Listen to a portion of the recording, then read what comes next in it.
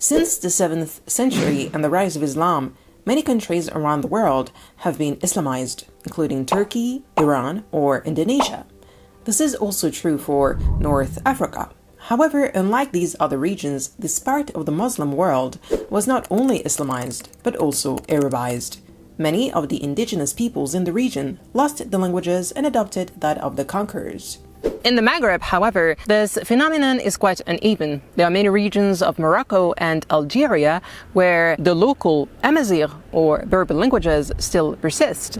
We are here in the Atlas Mountains of Morocco. In this part of the country, it is not rare to encounter young and old alike, especially women who have very limited understanding of Darija, the Moroccan dialect. How is this possible in the 21st century in a country that many, if not the majority, consider an Arab nation? Why have some populations abandoned their languages while others have not? And can we really consider that the Islamization process is the decisive cause of Arabization? That's what we will explore in this episode. The Arab invasions were not the first that the Maghreb experienced. The Amazigh, i.e. indigenous peoples known since the time of the pharaohs, have seen many invaders come and go, from antiquity until the end of the French colonial period. The first to arrive were the Phoenicians in the 9th century. This people of traders, originally from present-day Lebanon, founded Carthage, a rich and prosperous city-state. Naturally, in Carthage, the Phoenician language, Punic, was spoken, which likely coexisted with Amazigh, or Berber languages, at least within the indigenous families who came to take advantage of the lucrative trade opportunities. Starting from the 6th century, Carthage gained independence and grew into a rich and vast empire that extended along all the coasts of the western Mediterranean until its fall to Rome in 146 BC after the famous Punic Wars. In the 4 centuries that followed, the Romans Latinized and Christianized the Mediterranean coasts of Africa to varying degrees. In the east, the province of Africa Proconsularis and Numidia were densely populated and flourishing, with the Roman Empire extending its influence to the edges of the desert. However, in the west, the two Mauritanias were of lesser importance. They were limited to cultivable lands and served as a rearguard to protect Hispania from Amazigh incursions into Europe. After the 1st century of the Common Era, they became the center of major revolts that began to seriously destabilize Rome. All in all, it appears that the Romanization and Christianization of the area were quite limited in scope, concentrating mainly on the urban areas of Numidia and the Mauritanias. The rural populations, especially the tribes of the mountains and the steppes, which were organized in confederations, managed to preserve their religious practices, their customs, and the languages. However, this was about to radically change. By the 5th century, the decline of the Western Roman Empire was well underway. Rome's weakening grip opened the door to significant unrest in North Africa. In 429, the Vandals, a Germanic tribe from the Iberian Peninsula, crossed the Strait of Gibraltar and invaded Roman Africa. They quickly seized the wealthy provinces of eastern Algeria and captured Carthage in 439, establishing a kingdom that would last nearly a century. However, their rule was precarious. The Vandals, being few in number, struggled to control the vast territories and faced continuous revolts from the Amazigh populations, particularly the Zenata, a pagan, camel-herding nomadic tribe. The Vandals also contributed to widespread chaos. They were proponents of Arianism, a doctrine that denied the divinity of Jesus, and so persecuted the local Catholics and confiscated church lands, thereby weakening the power of local elites. The once prosperous cities were largely abandoned or destroyed, leading to a decline in the region's economy. In 533, Byzantine Emperor Justinian launched an expedition to reconquer North Africa. Byzantine forces swiftly crushed the Vandal kingdom. However, this Byzantine reconquest brought only a temporary respite. While they restored some order in coastal areas, they failed to subdue the Amazigh in the interior lands. To make matters worse, North Africa experienced the steady advance of the Lawata, a nomadic camel-herding tribe from the east. They infiltrated the southern regions of Byzantium and Numidia, which had once been prosperous. Their invasion led to the decline and eventual disappearance of permanent agriculture in these areas. This intrusion marked a crucial turning point, signaling a shift in local ways of life. The resulting chaos would significantly contribute to the forthcoming Arabization of the region. As for the two Mauritanias, modern-day Morocco and western Algeria, it's nearly impossible to know what was going on there before the arrivals of the Arabs due to the scant documentation from the 2 centuries following Rome's fall. In any case, the Maghreb, then composed of nomadic Zenata, Vandal descendants, Byzantines, non-Romanized Moors, Roman Africans, was fragmented and chaotic, and it is in this disorganized context that the Arab conquerors appeared in the mid-7th century. After the Prophet's death in 632, Islamic armies quickly conquered Egypt, Cyrenaica, and Tripolitania. In 637, a small Arab army defeated the Byzantines in Tunisia, but withdrew after looting the country. The real conquest began in 666 under the Umayyad Caliph Muawiyah with the founding of Qayrawaan. Although raids into Morocco initially failed due to strong Amazigh resistance, it finally collapsed around 700. This marked the beginning of a gradual Islamization of the region. Without going too much into the details, we can say that the Arab forces did not meet any well-organized state that could have countered the advance in North Africa. Despite the small numbers, they only faced fragmented resistance from the Byzantines and various Amazigh leaders. The Roman African urban populations, exhausted from years of turmoil, quickly surrendered. The taxes that were imposed by the Arabs were comparable to those under the Byzantines, which made their rule easier to accept, at least in the beginning. Over years, Islam spread, aided by administrative and fiscal reforms that were advantageous to those who converted. However, Islamization did not mean immediate Arabization. The Amazigh retained their languages and traditions while embracing Islam.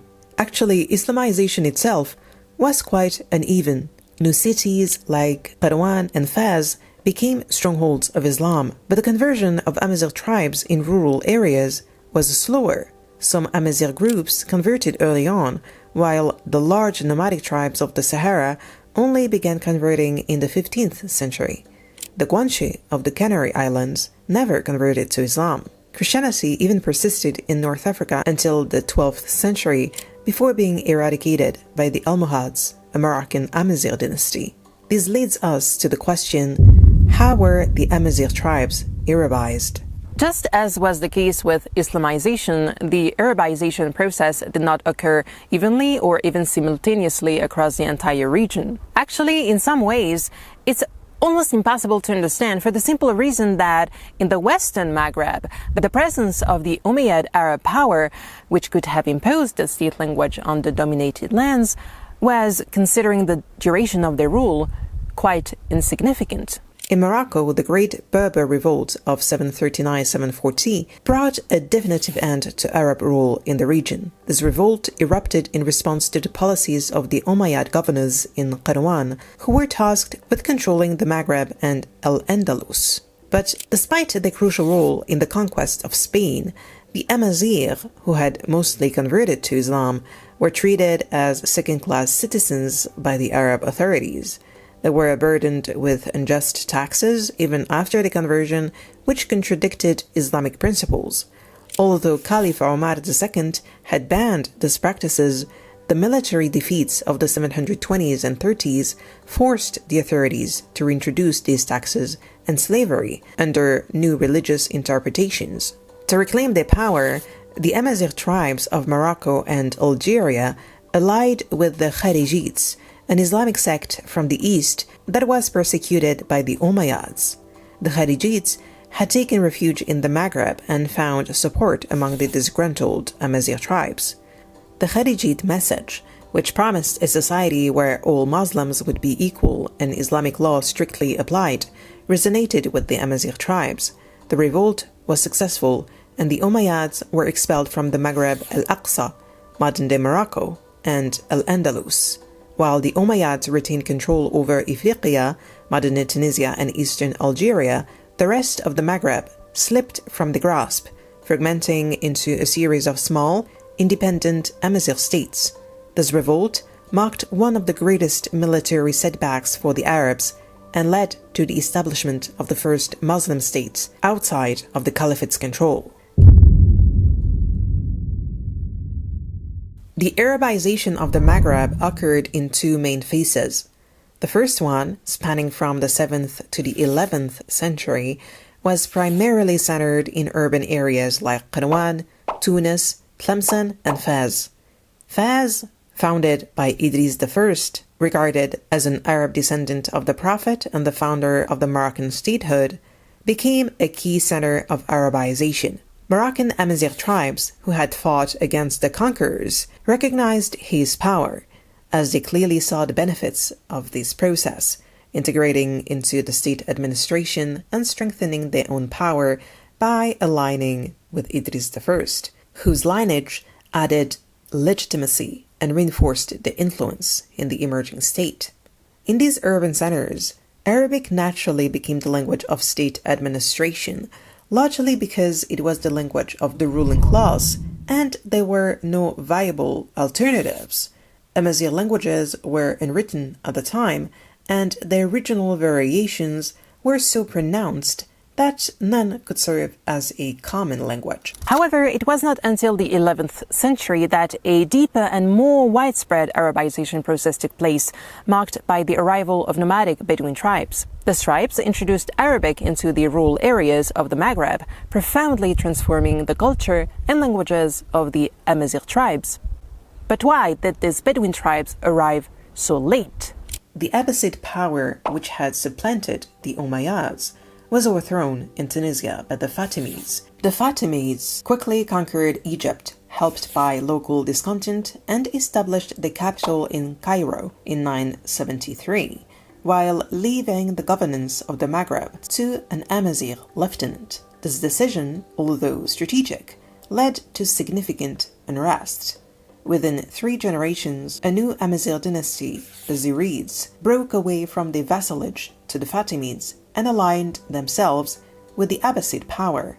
In an attempt to reassert their authority, the Fatimids sent several Arab nomadic tribes to establish control. These Bedouin tribes did not conquer the Maghreb evenly. They plundered cities and then dispersed. In fact, it was the Amazigh themselves who leveraged these tribes to serve their own interests. The Zirids and the Hamadids, who had also broken away from Fatimid control, used these tribes as military forces in their internal conflicts. These Amazigh tribal disputes ultimately led to the victory of the Arabs, who took control of Ifriqiya, modern-day Tunisia, plunging the region into chaos. Arab leaders took advantage of the instability to establish small kingdoms, but these remained short-lived and limited in scope. A century later, the Bedouin tribes were still in Ifriqiya, but now faced a significant Amazigh power, the rise of the Moroccan Almohad dynasty. The Arabs were defeated in 1053 in Algeria. Ironically, this defeat did not halt their expansion, but changed its nature. The Almohads incorporated Bedouin contingents into their forces and relocated many Bedouin groups to various regions, including El Haus in Morocco, leading to further Arabization of the countryside. Over the following centuries, a recurring pattern emerged: alliances between Arabs and Amazigh groups at the onset of each new dynasty. The question remains, why did Arabic prevail over Amazigh languages when Arabs had been defeated so many times there? The first hypothesis is one of numbers. Arabs were so numerous that Amazigh tribes simply merged into a new pool of genes over generations and simply disappeared. However, it doesn't hold up. All these Bedouin tribes, coming from the east, when taken together, represented at most 100,000 people when they entered North Africa over a period of more than a century. To put this into perspective, the Vandals, during the invasion in 429, numbered around 80,000 people. Despite this comparable force, the Vandals' influence completely vanished after the Byzantine Reconquest, whereas the impact of the Bedouin tribes persisted, contributing to the massive Arabization of the Maghreb. This Arabization cannot be explained by an excessively high fertility rate among the Arabs or by the extermination of the Amazigh. On the contrary, as we have seen, the dynasties generally triumphed over the disruptive Arab elements and instead integrated them within their own ranks. In reality, Amazigh and Arabs often connected through similar lifestyles. Nomadic Bedouins, much like the Zenata or the Lawata during the Byzantine era, weakened established sedentary societies through raids and constant threats to the countryside. These actions continued a trend started in the 6th century by nomadic camel herders entering Africa Proconsularis and Numidia. The Zenata easily assimilated with the new Arab arrivals, who held significant prestige because the language was viewed as sacred. For the Amazigh, identifying as Arabs also offered many advantages, including higher social status and claims of prophetic lineage by declaring themselves Sharif. This Arabization process was so effective that today the nomadic Zenata dialects have practically vanished and only survive in the oases of the northern Sahara and the mountain regions. Some suggest that the Arabization of the Maghreb was also facilitated by the fact that Arabic and Amazigh languages belong to the same linguistic family, sharing a common ancestry. It is highly possible that the similarities in structure between the two languages may have made the transition from Amazigh to Arabic smoother than the transition from Amazigh to Latin. From a linguistic standpoint, it was probably easier for an Amazigh to switch to Arabic. It appears that Latin only established itself durably on Indo-European substrates, whereas Arabic mostly took hold in Semitic or Afro-Asiatic regions, which reinforces the plausibility of this hypothesis. Some even suggest that remnants of the Punic language persisted in Tunisia, which may help explain why Arabic was adopted so easily there. But there is, at present, no evidence to support this claim. With the demographic growth that followed territorial and trade expansion, many Amazigh migrated from the mountains to the cities. This migration movement could have favored a linguistic and cultural revival and reconquest by the Amazigh identity, but in reality it mostly led to the abandonment of the Amazigh languages in favor of Arabic, which was the language of administration and thus the city. The partial abandonment of native languages in North Africa, unlike in Iran or Turkey, can be attributed to the absence of a centralized state that could have enforced a unifying language. The Persians, with a 1,000-year history as a unified nation before the Arab arrival, had a strong tradition of state administration, which likely helped preserve the language, even though they once used Aramaic as a lingua franca for the empire. In contrast, the Amazigh lacked a unified state or language, with multiple variations making communication between regions difficult. Had the Arab conquests occurred after the unification of North African states, with a dominant Amazigh tribe imposing its own language on the regions, such as the Shelhait, for instance, it is likely that this language would have become the unifying language of the entire region, such as Amharic in Ethiopia.